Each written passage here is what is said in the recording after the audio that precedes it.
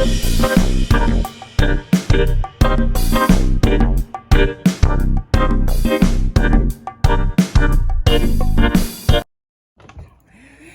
you Bible scholars. That's you. You're a Bible scholar. You clicked on this video and I'm so glad you did. Hello, hello, hello. If this is your first time here, my name is Taneza. I'm the mom of 3 precious kids living in the heart of New York City. I, in all my grown years, have never read the Bible. So 2023 is the year of me being my best me.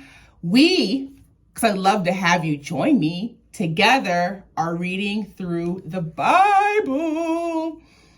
All you have to do to become a member of Taneza's tribe is to hit the button down below, the one that says subscribe, subscribe, subscribe. I call my YouTube family my tribe, but I've got a special group we call Bible scholars. And I have a heart for my Bible scholars. So I would love to have you join me. We actually have just finished reading the book of Joshua. So now, since the first day of January, we have read, and today is Monday, the 13th, I believe is Monday, March 13th.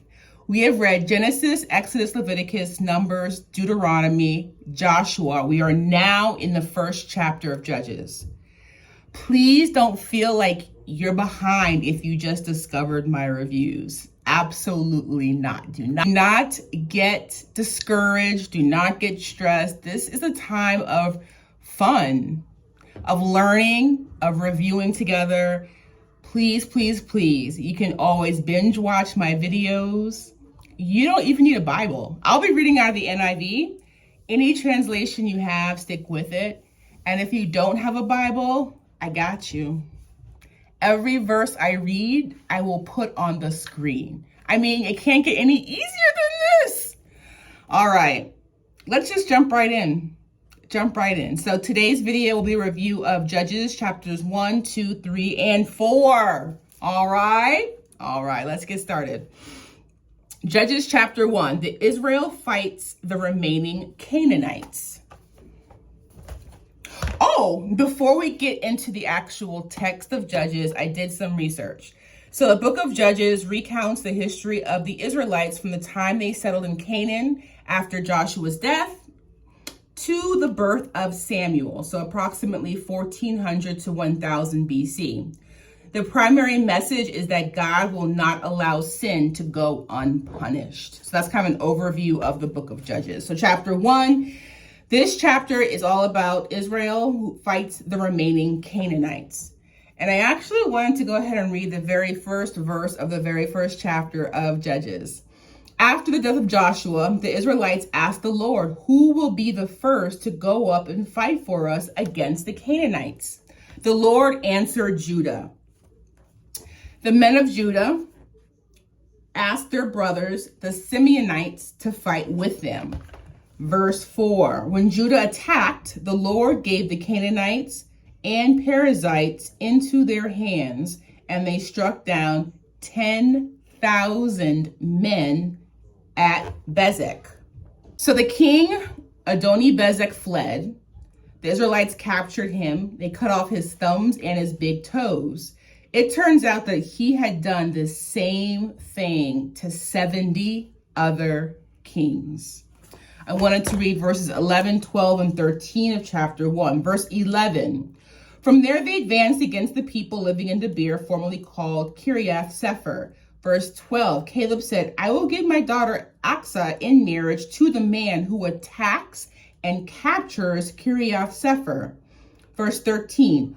Othniel, son of Kenaz, Caleb's younger brother, took it. So Caleb gave his daughter Aksa to him in marriage.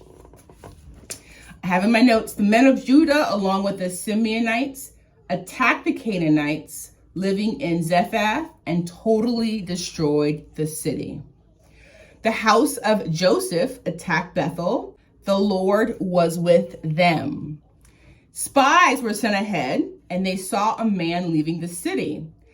They told this man that he would be treated well if he showed them, the spies for the Israelites, how to get into the city.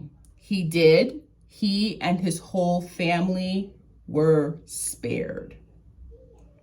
Chapter 2, I'm going to read verses 1 and 2 of chapter 2. This section of chapter 2 is about the angel of the Lord at Bochim.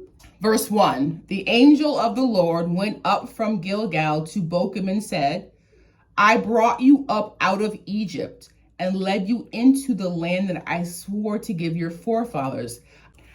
I said, I will never break my covenant with you. Verse 2, and you shall not make a covenant with the people of this land, but you shall break down their altars.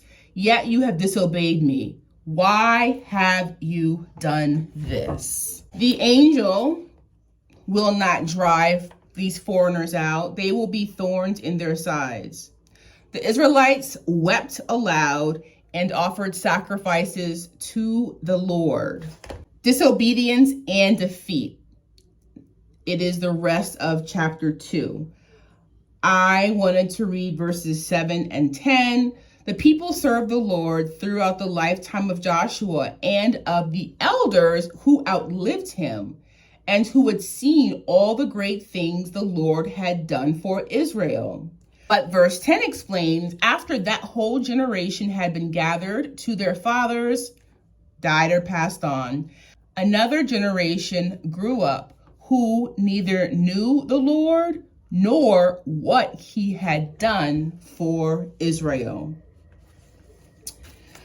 Then the Israelites did evil in the eyes of the Lord. They forsook the Lord. They followed and worshiped various gods of the people around them. They provoked the Lord to anger. They instead worshiped Baal and Ashtoreth, God's lowercase g. Verses 14 and 15. In his anger against Israel, the Lord handed them over to raiders who plundered them. He sold them to their enemies all around, whom they were no longer able to resist.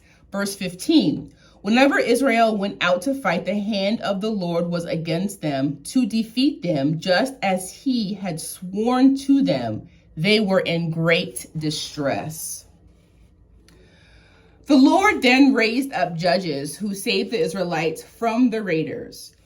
Even so, the Israelites would not listen to these judges. Instead, they were prostituting themselves to and worshiping other gods, lowercase g. These Israelites did not replicate their forefathers' obedience to the Lord's commands. I wanted to read verses 18 and 19 of chapter 2. Whenever the Lord raised up a judge for them, he was with the judge and saved them out of the hands of their enemies as long as the judge lived. For the Lord had compassion on them as they groaned under those who oppressed and afflicted them. Verse 19, but when the judge died, the people returned to ways even more corrupt than those of their fathers, following other gods and serving and worshiping them. They refused to give up their evil practices and their stubborn ways. So the Lord was angry. And because the Israelites violated the covenant that he had mandated, he will no longer drive out other nations. Instead, he will use these nations to test the Israelites. Verse 22, I will use them to test Israel and see whether they will keep the way of the Lord and walk in it as their forefathers did. This book is going to be good. All right, chapter 3. I have in my notes, remember, none of the Israelites living now had experienced war, so they had no battle experience. I wanted to read verse 5 of chapter 3. The Israelites lived among the Canaanites, Hittites, Amorites, Perizzites, Hivites, and Jebusites. They took their daughters in marriage, gave their own daughters to their sons, and served their gods. Lowercase g. The Israelites forgot the Lord, served Baals and Asherahs. I wanted to read verse 8. The anger of the Lord burned against Israel so that he sold them into the hands of Cushan Rishathaim, king of Aram Naharaim, to whom the Israelites were subject for 8 years. The Israelites cried out to the Lord. The Lord, I have my notes, in his great mercy, raised up Caleb's younger brother, Othniel, who saved them. I wanted to read verses 10 and 11. 10, the Spirit of the Lord came upon him so that he became Israel's judge and went to war. The Lord gave Cushan Rishathaim, king of Aram, into the hands of Othniel, who overpowered him. This next part is about Ehud. So that was all about Othniel. Ehud. So Othniel died. The Israelites again did evil. The Lord gave Eglon, the king of Moab, power over the Israelites. He ruled over them for 18 years. So first it was 8, now it's 18. The Israelites cried out to the Lord. The Lord gave Ehud as a deliverer. He was a left-handed man, like yours truly. The Israelites sent Ehud to Eglon. Ehud made a double-edged sword, 18 inches long. He strapped it to his right thigh under his clothes. Ehud told Eglon he had a message for him from God. The king, Eglon, a very fat man, stood up, and I wanted to read for you guys verses 21, 22 of chapter 3. Ehud approached him while he was sitting alone in the upper room of his summer palace and said, I have a message from God for you. As the king rose from his seat, verse 21, Ehud reached with his left hand, drew the sword from his right thigh, and plunged it into the king's belly. Verse 22, even the handle sank in after the blade, which came out his back. Ehud did not pull the sword out, and the fat closed in over it.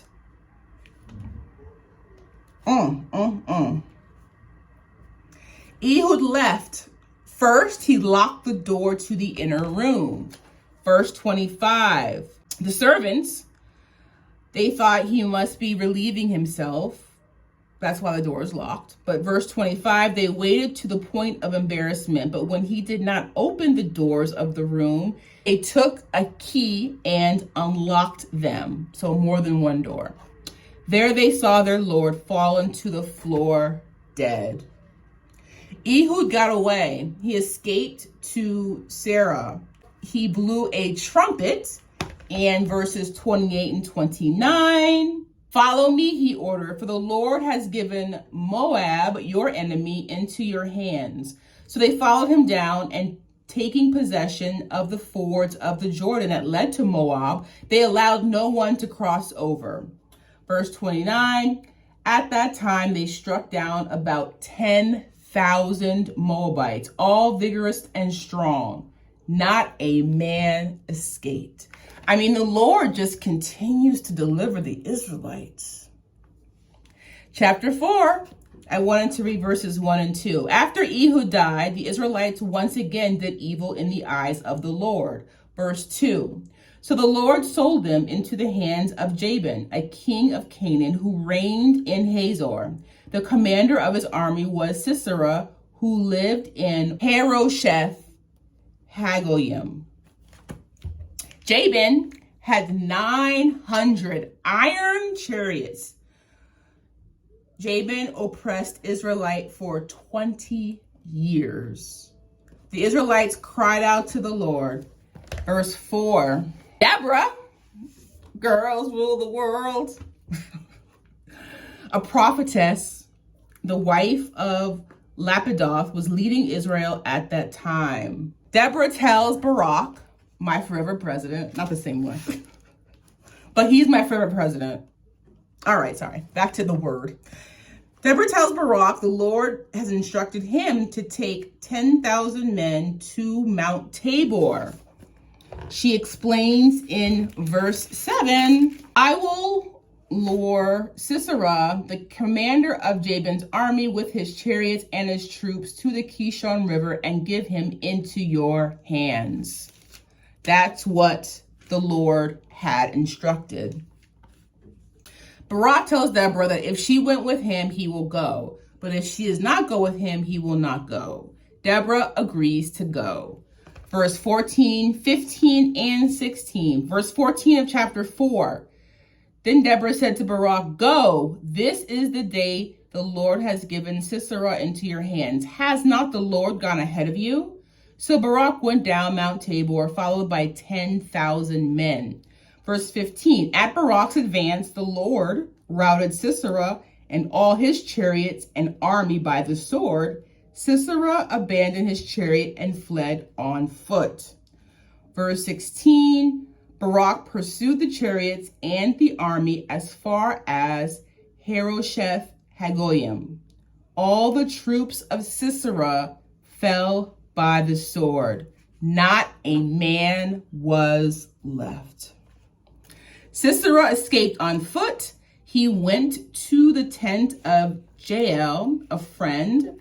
Jael welcomed Sisera. And it's funny because when I first read this, I thought it was a him. And I used to work with a guy named Jael, but it's a female. Sisera was thirsty. He asked for water. Jael gave him a drink, covering him. Verse 20 and 21. So Sisera told Jael, stand in the doorway of the tent. If someone comes by and asks you, is anyone here? Say no. Verse 21. But Jael, Heber's wife, picked up a tent peg and a hammer and went quietly to him while he lay fast asleep, exhausted. She drove the peg through his temple into the ground, and he died. That is not courageous. It's amazing. Barak arrived pursuing Sisera. Jael went out to meet him. She says, come, I'll show you whom you are looking for. And chapter 4 ends with these 3 verses. Verse 22, Barak came by in pursuit of Sisera. Jael went out to meet him. Come, she said, I will show you the man you're looking for. So he went in with her, and there lay Sisera with a tent peg through his temple, dead. Verse 23, on that day, God subdued Jabin, the Canaanite king, before the Israelites. Verse 24, and the hand of the Israelites grew stronger and stronger against Jabin, the Canaanite king, until they destroyed him. Wednesday's review will be a review of Judges chapters 5, 6, 7, and 8. As always, any questions, any comments, any revelations, please drop in the comments below. I love it when we get active and we have conversation. Again, I would welcome you on this adventure with me, reading through the Bible. And we're on our way. We are on our way, thank God. All right, Bible scholars, I'm going to see you in our next video. Bye for now.